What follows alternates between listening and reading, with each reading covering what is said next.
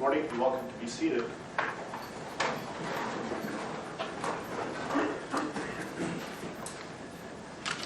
Okay, we are on the record. We are in Division 17 of the Weld County District Court, and we are here regarding Weld County case number 18CR2003, people of the state of Colorado versus Christopher Lee Watts.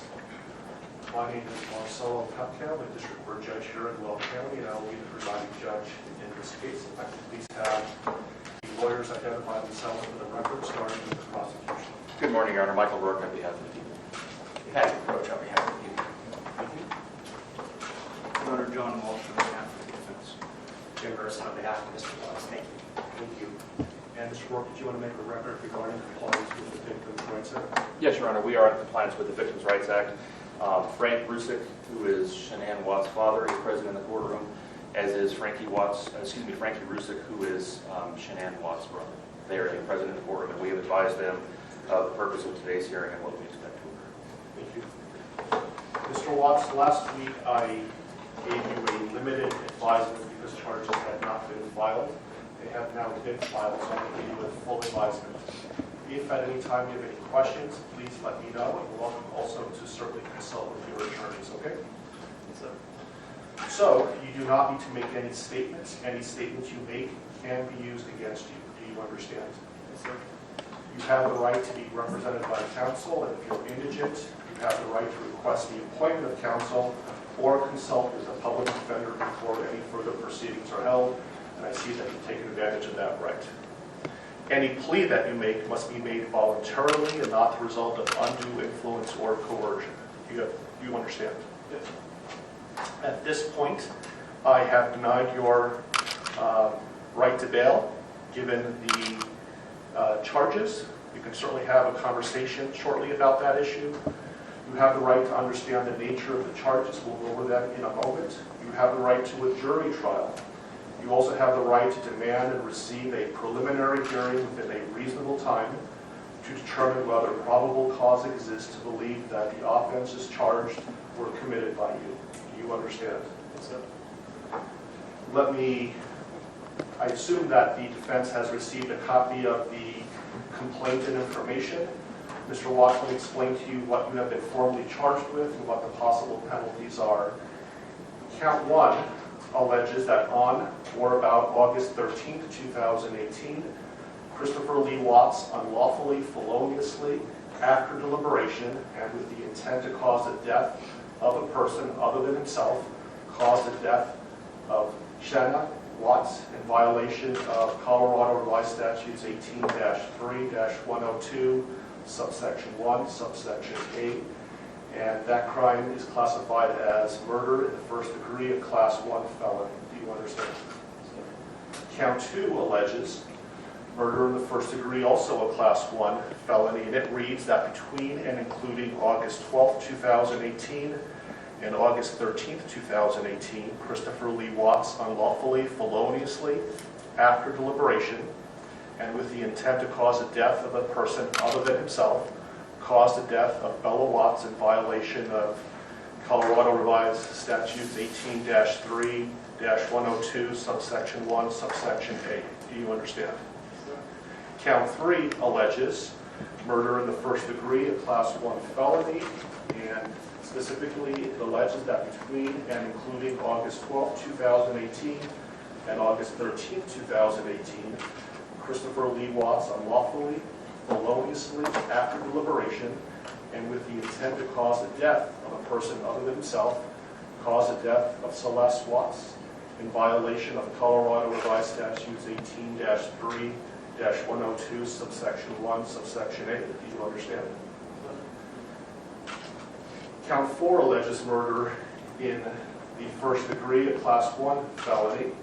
It alleges that between and including August 12, 2018 and August 13, 2018, Christopher Lee Watts unlawfully, feloniously, and knowingly caused the death of Bella Watts, a child who had not yet attained 12 years of age, and the defendant was in a position of trust with respect to the victim in violation of Colorado Revised Statutes 18-3-102, subsection 1, subsection F. Do you understand? Count 5 alleges murder in the first degree, a Class 1 felony. It alleges that between and including August 12, 2018 and August 13, 2018, Christopher Lee Watts unlawfully, feloniously, and knowingly caused the death of Celeste Watts, a child who had not yet attained 12 years of age, and the defendant was in a position of trust with respect to the victim in violation of Colorado Revised Statutes 18-3-102, subsection 1, subsection F. Do you understand? With regard to these first 5 counts, the minimum sentence that the court could impose if convicted is life imprisonment in the Colorado Department of Corrections, and the maximum death, the sentence is death. Do you understand? Let me also point out that pursuant to Rule 32.1 of the Rules of Criminal Procedure, the prosecutor would have to file a written statement of intent to seek the death penalty no later than 63 days after arraignment. Do you understand? If a life imprisonment sentence was imposed, it would be without the possibility of parole. Do you understand that? Count 6 alleges a Class 2 felony of unlawful termination of pregnancy in the first degree.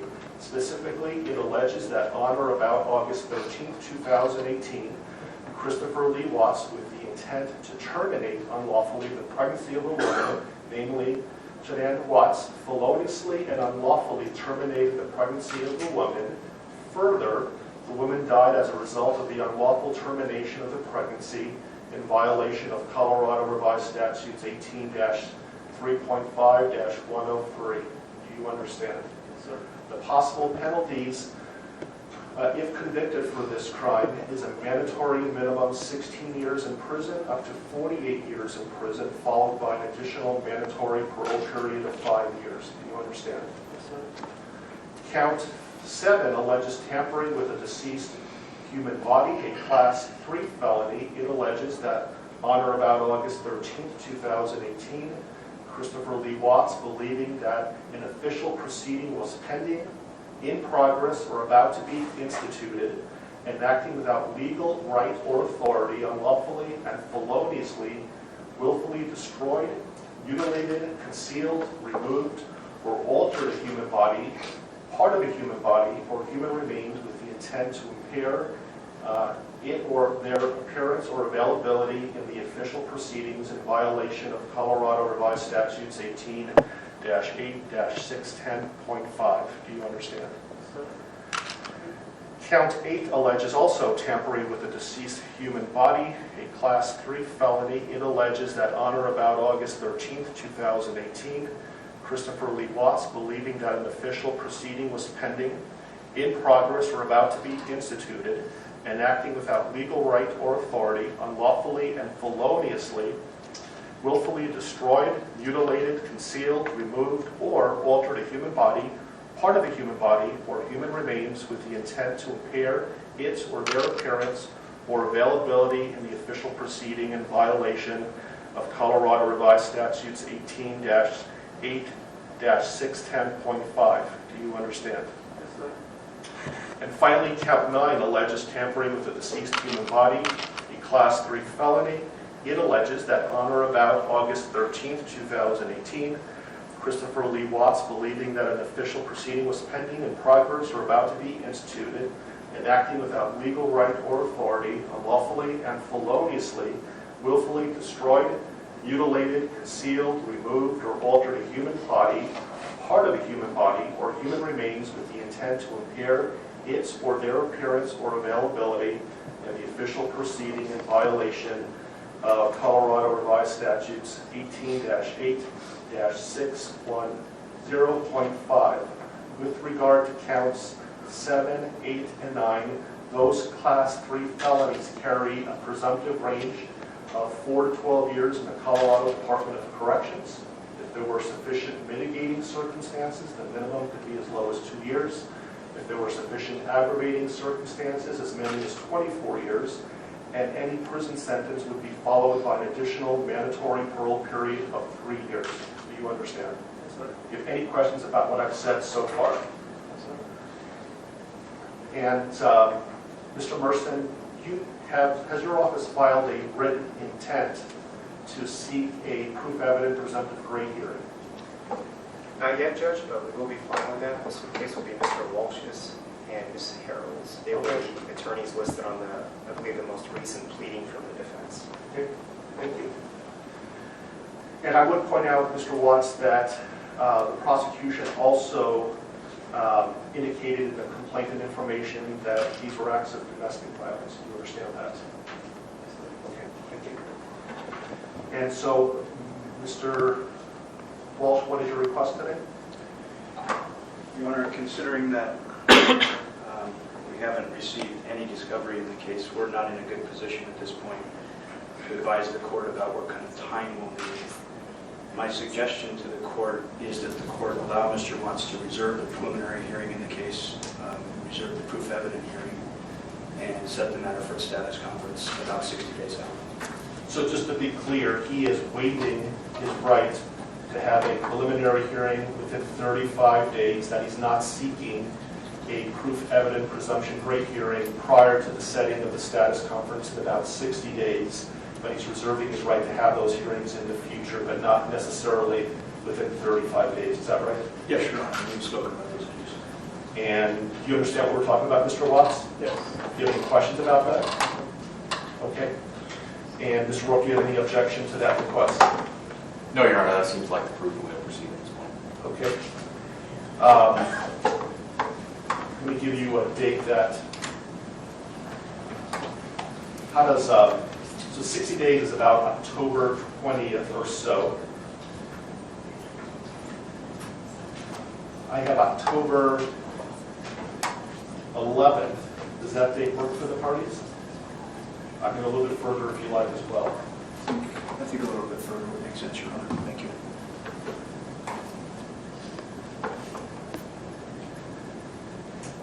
How about November 19th? While we're waiting for lawyers to look, let me make a record that the court's going to find that Mr. Watts is knowingly, intelligently, and voluntarily waiving his right to have a preliminary hearing within 35 days. And while he has not asked for a proof evident presumption grade hearing yet, I'm told that he will, and he's not requesting that hearing prior to the status conference that we're setting today. Agreed? Yes. That date works fine with the defense, Your Honor. Thank you. Your Honor, I spoke to the Rusicks, and that is fine with the people as well as the victims. How is late morning on November 19th? Anytime, Your Honor. Late morning is fine. Very good. How about 10:30? That'll work for the people. And that will be in Division 16. I apologize for the bouncing around of division, but my courtroom obviously is not big enough, and I will keep you updated on where the divisions are going to be, but the next court date will be in Division 16. Are there any other questions, comments, concerns, anything that we can address today before us recessing? I think there are a couple of things outstanding, Your Honor, and first I wanted to address one very ministerial point of clarification with respect to the standing decorum order that the court entered yesterday. By its terms, when the court defines the applicable areas, that includes my office, specifically the boundaries of the district attorney's office. I just wanted to make a request for clarification that the terms of this order do not apply to the conduct that occurs within my office itself. Agreed. Thank you. Otherwise, I have provided a copy of this to the employees of my office, and we will be providing it to law enforcement after this hearing this morning. Thank you. I also intend on issuing a case management order later today, so be on the lookout for that. I don't know if the court has the desire at this point this morning to address a couple of the other outstanding motions that the public defender's office has filed that we had entered or filed responses to. We have not addressed motions 2, 3, 5, and 7. And those are the defense motions 2, 3, 5, and 7. And for the record, our responses were C, D, E, and F.